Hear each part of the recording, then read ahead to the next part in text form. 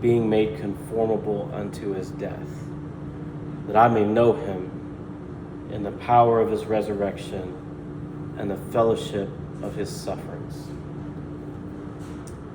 So we want to speak today about the bread of suffering. The bread of suffering. We have the story here of Aquila and Priscilla. It starts off with this negative thing that happens. And to say a negative thing, that's kind of, it was horrible. So they were displaced from their home in Rome. They were thrown out by the emperor. All the Jews had to leave. So the story of Aquila and Priscilla starts off with leaving their home, leaving their community, leaving their country. It starts off with homelessness. It's kind of a blip in their story. If you're just reading Acts and you're thinking about Paul and all of the things that are going on and you get to this, it's very easy to just look it over. But this was a tragedy for Aquila and Priscilla. The Bible begins the story telling about how they lost everything. That's how the story begins. I do find something beautiful here, though.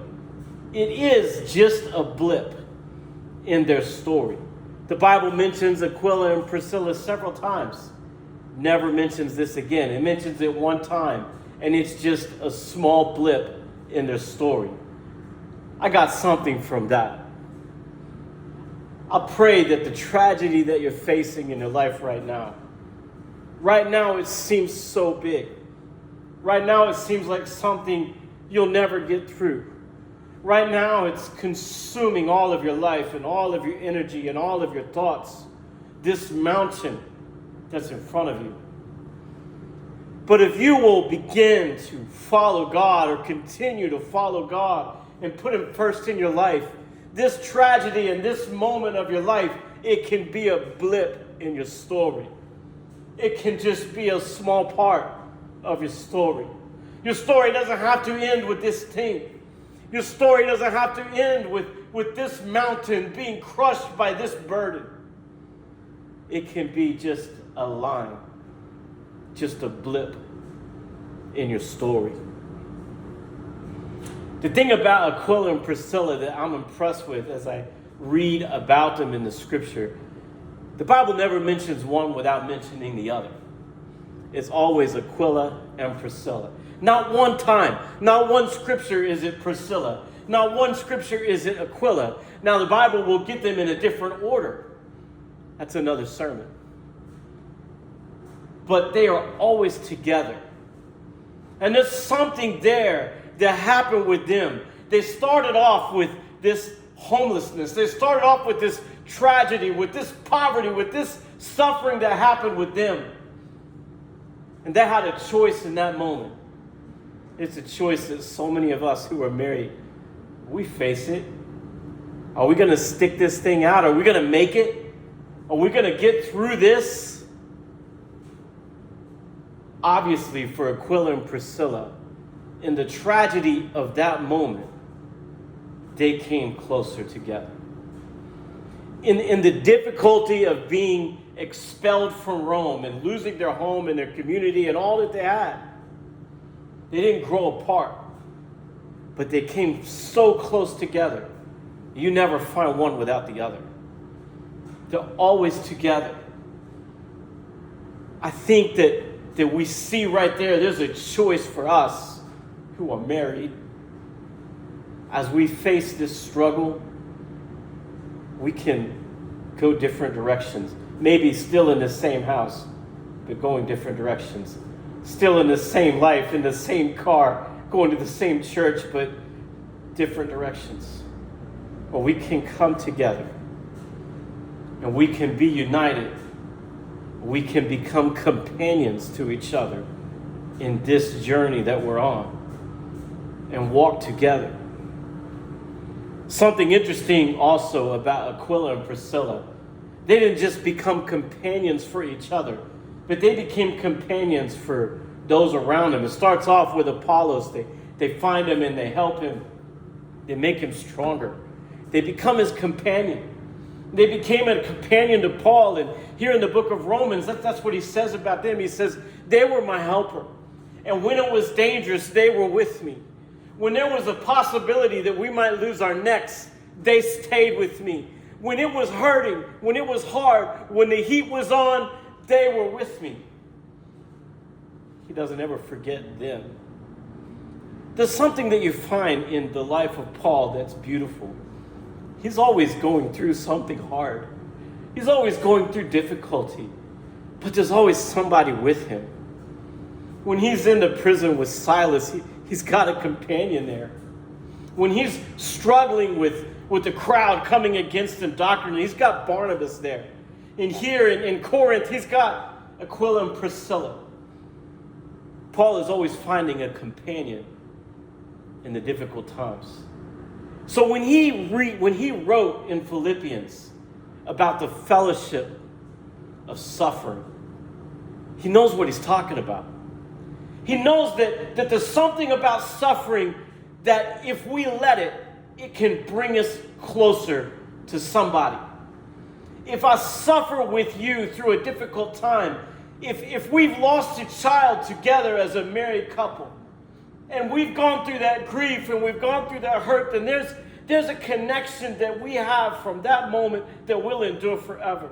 If we've gone to the hospital to visit our child, and we've gone day after day, and we've prayed and we've struggled, and we've gone through that thing, there's a certain bond that happens because we went through that together.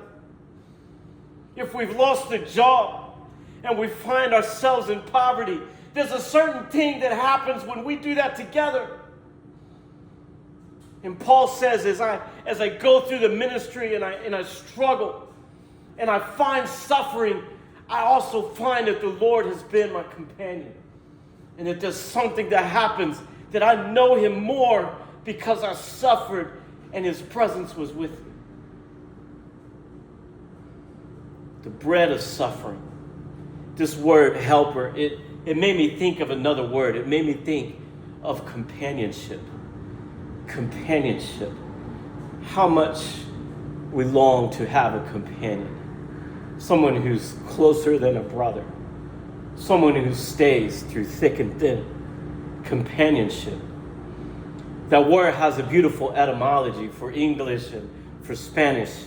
It goes back to the Latin, and it means bread together. Bread together. There's something about sitting at a table and eating together. There's something that happens there when we just fellowship and we enjoy this meal and we're together. The bread of companionship is not just eating and drinking. The bread of fellowship is also the bread of poverty, the bread of sickness, the bread of suffering. When we eat that together, when we sit down and we have it together, that's a bitter meal that we don't want to eat. But when there's someone there to eat it with us, and we have a companion, there's a bonding that happens. So let me bring this all together and say this. Why does God allow such suffering in my life? Why does God allow suffering to come to us?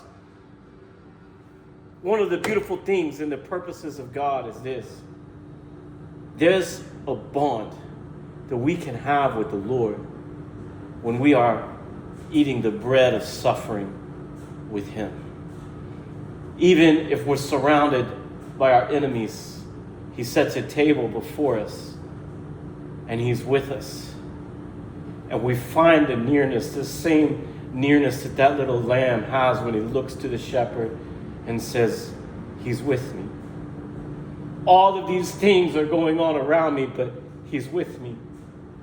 And there's an attachment and a connection that comes from the bread of suffering. So the Lord will allow us to eat from that table. But he sits at that table with us. So in summary, for all of us who are married, don't let the bread of suffering drive us apart. Don't let this moment become your whole story. Don't let this tragedy be the end of what God's doing in you. Let it be a blip in your life. Let it be a short moment. And allow God to take the bread of suffering and the bread of sorrow and bring you together and move forward.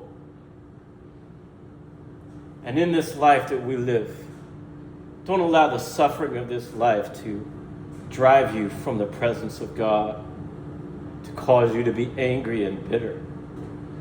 Understand that there is fellowship with Him in that suffering. There is a meeting with God. There is eye to eye, face to face. He is there. He has not abandoned you in this time. He has not left you. He is there at the table. He is with you.